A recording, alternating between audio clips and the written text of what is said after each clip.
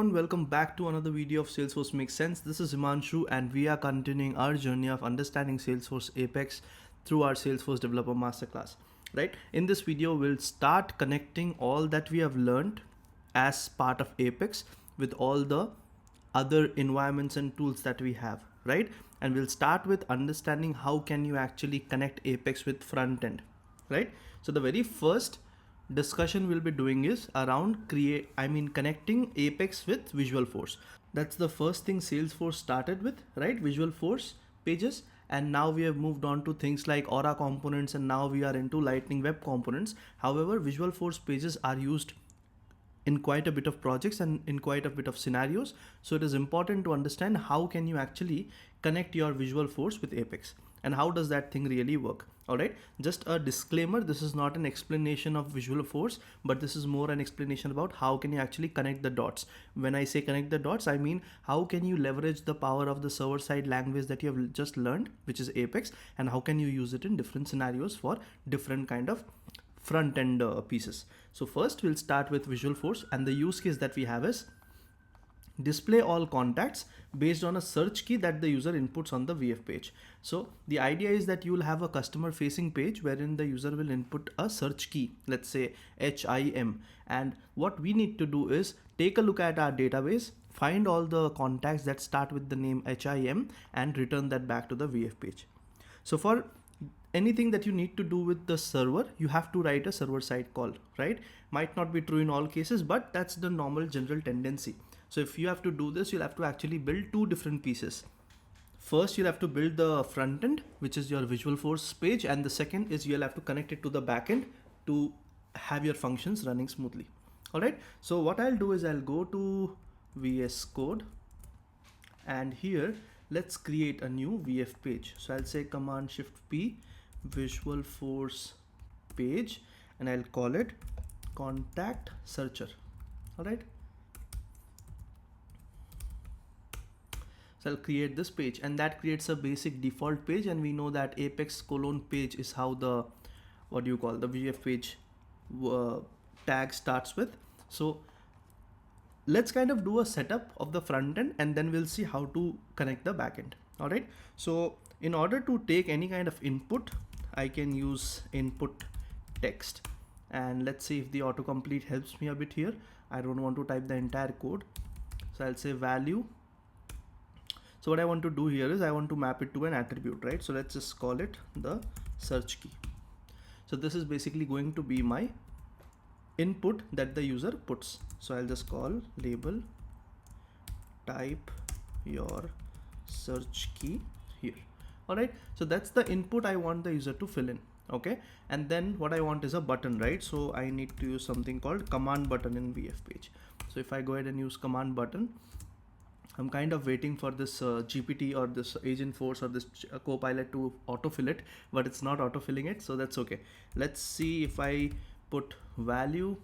It's been a long time since I wrote VF page code, so let's see. So I'll just say search. All right, this is my button, and I believe it should have action, right?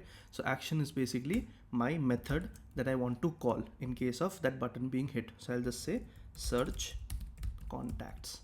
All right, cool. So I'll just keep it this way, and then what I'll do is I'll have to engulf this into an Apex form because I'm taking an entry from the user.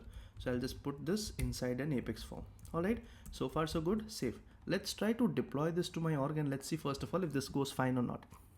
So in VF page, you'll see this merge field concept, right? So your value, whatever binding you have to do this like this, merge field with curly braces with an exclamation.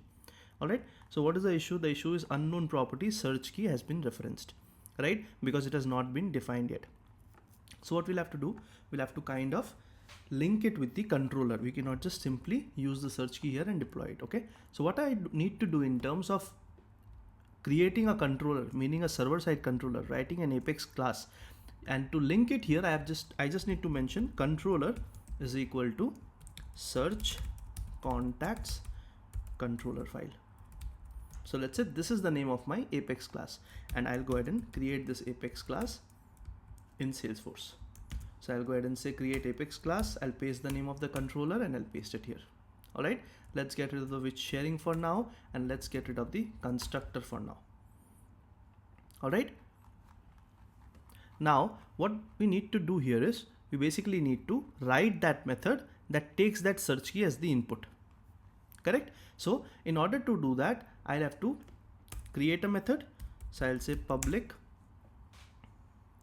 void search contacts. This should resemble and match the method or the action name I put on the button. So if you see here, this is my search contacts method, right? So I'll just go ahead and say search contacts. Now what should it contain as an input? It should contain the search key, right? So that's okay. We'll see how to leverage that. But in order to create a variable here and link it to the variable, I need to create a getter setter. All right, what is a getter setter? It's basically nothing but a plain variable with get set attributes. What this does is this helps instantiate and initialize the values for this attribute and allows it to basically pass and play along to the VF page. So whenever VF page wants to look at this value, it will take a look at this key, it will get it from here, and if it has to set it, it will use the set. That's the whole idea. Okay, let me just go ahead and deploy this basic template first, and let's see if it gets deployed. Deployed fine. Now let's go ahead and try to deploy our VF page.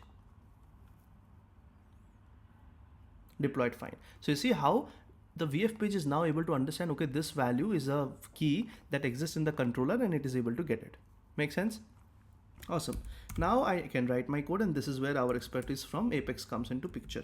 So I'll say if string dot is blank, plain null check first, and I'll say if search key is not blank, only then go inside and do something. Now what do I want them to do?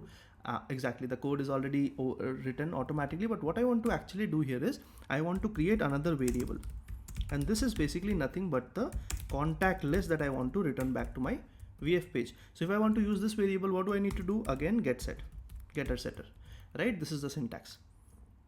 Done. Now what I can do is I can simply say contact list is equal to, and I can do my query. Select ID, comma first name, comma last name, comma email from contact where first name like, and I can put my search key here. Make sense? Right? Either my first name can be like it or my second name can be like it, let's say, or last name like, I can put search key. And because I'm using a variable, I'll bind it with the colon. Save, get rid of this extra space, and I'll go ahead and say deploy.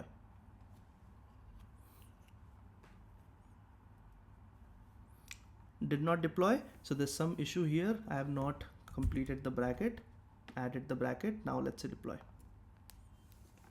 So this is your variables that are linked to your VF page, and this is your method or the action that is linked to the button. All right, now once this is returned back, I actually want to see this as a result, right? So to be able to see it as a result, I have to actually write some code back on my VF page. What I can do here is inside my Apex form, as after the button is clicked, what I'll do is I need to actually create a page block. All right, so I'll create a page block here. Page block is more like a table in VF page, and inside this page block I'll use the page block table attribute. All right, so I'll create this table attribute, and I'll just, let's say, iterate it over my variable. Now what value do I need to put here? I need to put the contact list that I have actually returned from my Apex class. All right, so this is the value, and because this is an iterator, because it's a table, you need to iterate it by using the var keyword. So you can say each contact, this is the variable name that will contain each contact record that has been returned by the contact list as part of this query when the search contact method is hit using this button here. Make sense? All right, so now what I need to simply do is I can use the Apex column, which is basically helpful whenever you want to display any data. All right, so for each column that I have, or each item that I have, so let's see, header name should be there. There is header name. Is there a header value? Okay, header value. Let's see header value, and this is, let's say, the first name of the person.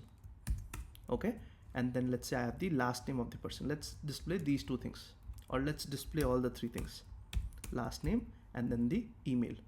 So this will be last name and this will be email. All right, let's go ahead and try to deploy it first of all. Let's see if anything is missing, because I'm a bit unsure about anything that goes wrong, because this is Visualforce, right? Long time I've not written this code.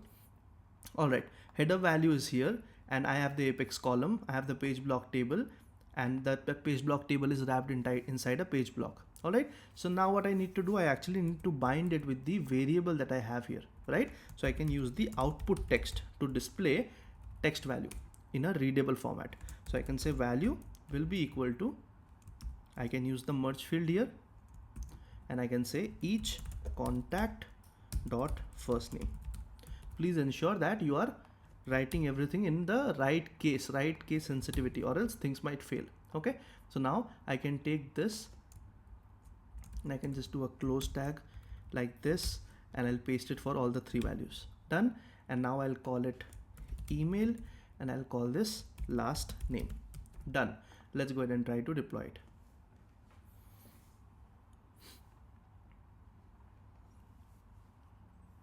All right, let's try to see how things look like when we try to see this in the system. So I'll go to Salesforce and I'll go ahead and try to add this VF page in some component. Okay, so let's go to home page, let's go to the sales app, or let's go to any random app. Let's go to, yeah, sales app should be fine. So let's go to sales app. We have the home page here. Let's do something. Let's create a new tab out of it. Okay, let's create a new tab. Let's see, tabs.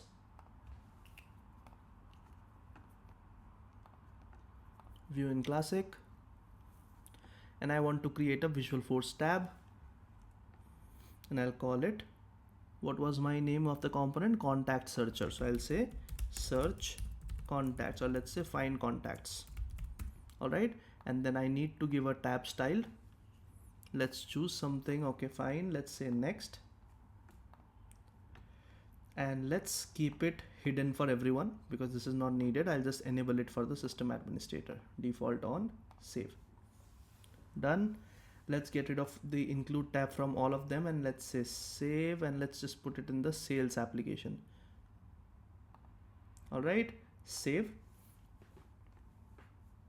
Done. The tab is created. Now let's go back here and let's refresh our home page, and I have the find contacts tab showing up. Let's click on this find contacts tab, and that should render and open our VF page. All right, so if you see, it has this input box, it has the search. Let me just zoom in a bit.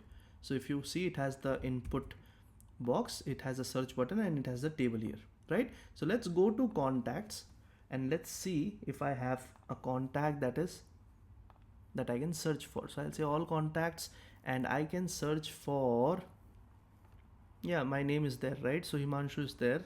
Okay, let's search with JO. They have two values, right? So let's go back, find contacts, and let's type JO and hit the search button. What happens? Nothing really happens. Nothing really happened, right? So there's some issue here. Let's take a look at what's the issue. Before jumping into, see, there are different ways to debug it, okay? But the idea is, if everything on the input or the UI is looking fine, there might be something wrong with the Apex that we have written, okay? So it's always good to check the server side code first and just see if the method is returning exactly what we need to, and then once you're satisfied with this, then you should go back here to your page and see the UI thing, okay? Because UI might not work if backend is not working. Make sense? So that gives me a hint that something might be wrong here, right? I already know what the problem is because I just saw this. I'm able to see it. But the thing is, I want to actually just see if this method works fine or not. All right. So search contacts is taking a look at whether the search key is entered or not. Yes, it is entered because it is not blank. JO is the value that is sent here. Correct. Now it is doing this query here. So if you try to run this query, select ID, whatever it is from contact where first name like search key. So the like keyword is doing a match with JO. Is there anything with JO? No, you have to actually put a modulo sign. only then the like keyword will work and give you all the results that start with geo. Make sense? So what you have to additionally do here is search key is equal to search key plus you need to add a modulo sign at the end, because the like operator wants to check if the first name starts with jo. It is not exactly jo, and that's all you need to do. Now what will happen, this will evaluate to jo modulo, and then it will check, okay, like jo modulo or last name like jo modulo, so it should return John and whatever that other name was. Make sense? Let's go ahead and try to deploy it. Deploy it fine. Let's go back to our page. Let's refresh. And let's search for find contacts one more time, assuming that was the issue. Search, and you see the table is now populating both the records. And just like that, with just 5 lines of code here and 10 lines of code, you've actually been able to connect front end with a back end using a server method all through this. And that's how you can leverage Apex with Visualforce, right? You might have n number of scenarios, but what I've shown you very simply is getting records from the database and displaying them. That's like 50% of the times that is what we do in Salesforce, right? We get data from database and then show it to someone based on certain criteria. And one good feature is that you've added a filter here. You're not showing everything. Okay, so if I try to put HIM here and I try to search it, it should give me my name, Himanshu Maheshwari, right? The reason this modulo sign is coming here is because I mapped it to the same variable. What you can do instead is create one more variable and pass it to your query. Then your search key will not look like this. Okay, just an improvement on the code.